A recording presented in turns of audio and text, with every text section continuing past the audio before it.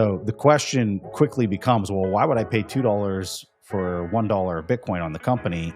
So this is a classic growth versus value investing kind of discussion that's now applying to Bitcoin treasury companies. And MSTR, the performance as Bitcoin goes sideways is that the company's not going to do so well.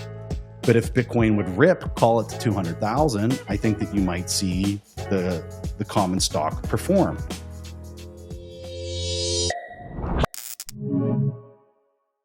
You opted out of the broken financial system by adopting Bitcoin and taking self-custody of your money. But protecting your wealth is only part of the equation. Now it's time to protect your freedom.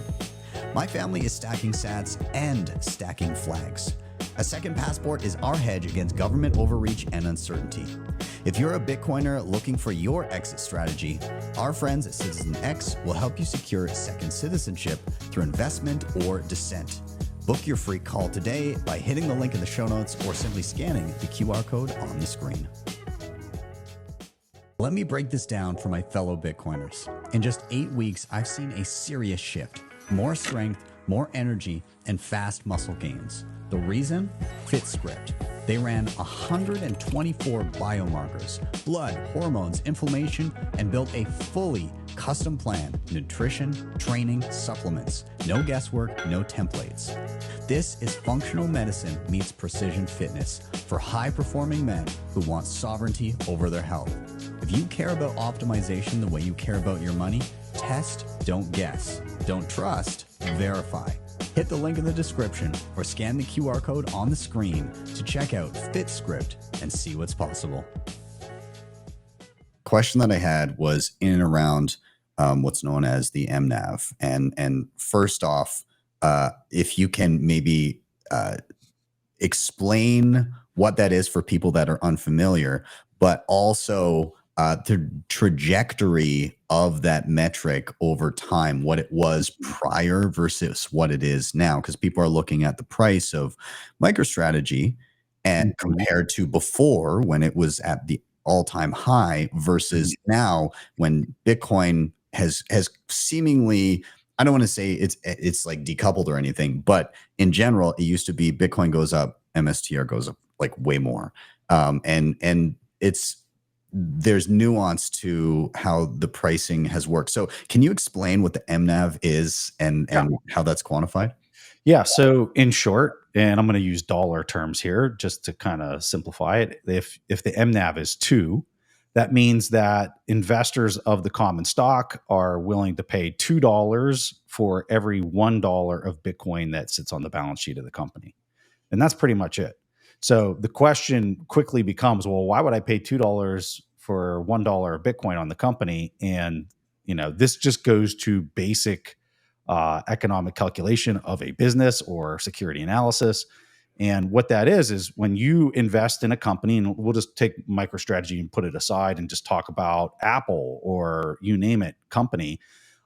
When you look at the company and the company makes, and we'll just use PE ratios because it's pretty much kind of the same idea. If you're paying for a company that has a PE of 30, you're taking $30 of your money to buy the common stock, and that company will make $1 of earnings. The PE is always over 1. So if the PE on the company is 10, you take $10 to buy the company, and you'd get $1 of earnings or profit a year later.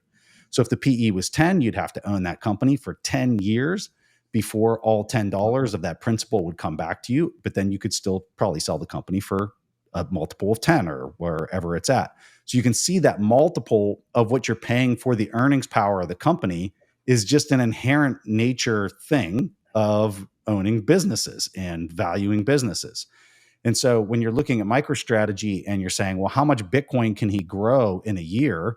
The number, I think for this year, I don't want to say what the number is, but I think it's over 25% for the year so far.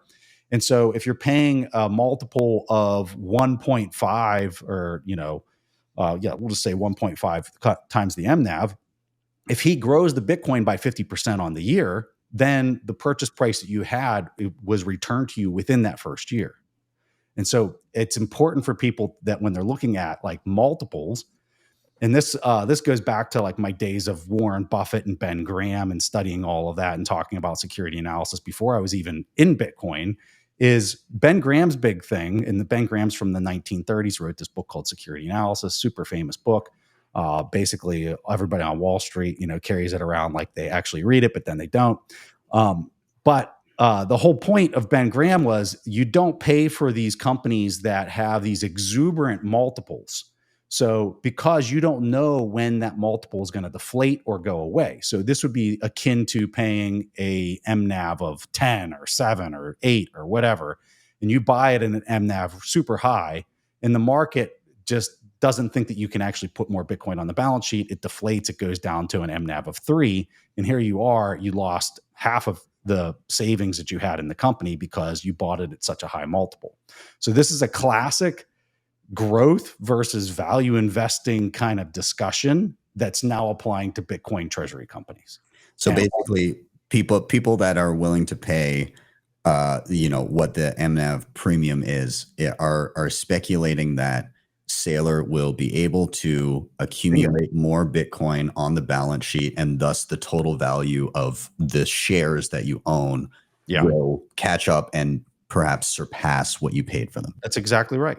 And so I think the reason that you had this comment that before the MSTR price would move double what Bitcoin was doing, and now it's going down when Bitcoin's up and all of that, right? Well, since the start of the year, Bitcoin, we were at about 100,000 at the start of the year, and now we're at 112,000 for about a 10% growth.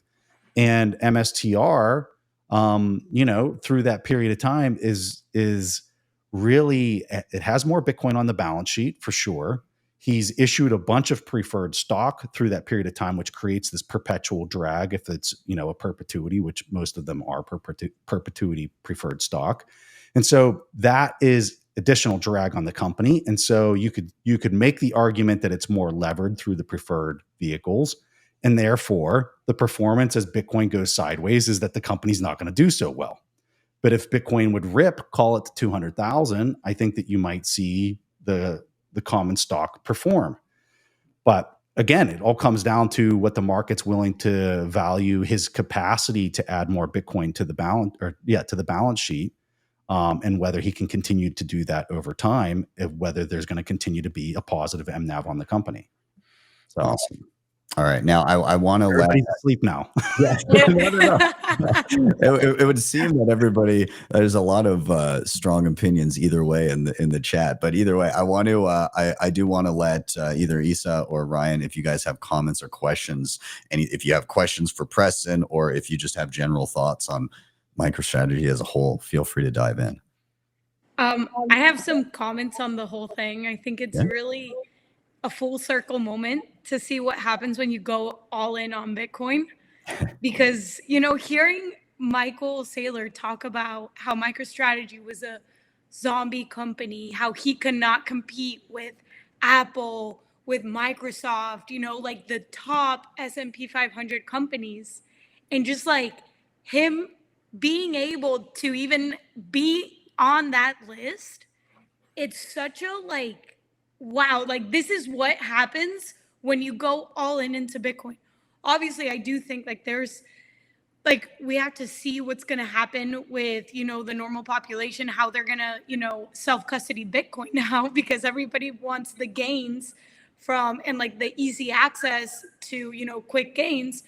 But watching it from the sidelines and seeing how he now is able to compete with those companies that he thought he would never compete with, by just honestly reading the white paper and just orange filling his whole board of directors. It's sort of mind-blowing, and it shows you what happens when you just put your head down and you do the research, you put the 100 hours, and you see that there is a difference, and you can literally hack the system that has been sort of screwing everyone over, and he's sort of turned it around and be now I'm one of you guys, and you guys, you know what I mean, try to kill Bitcoin so many times. Hey, you. Yes, you watching the Bitcoin price movements and the latest exciting news. It's awesome to stay informed, but the real power of Bitcoin comes from taking control. Don't just watch, take action.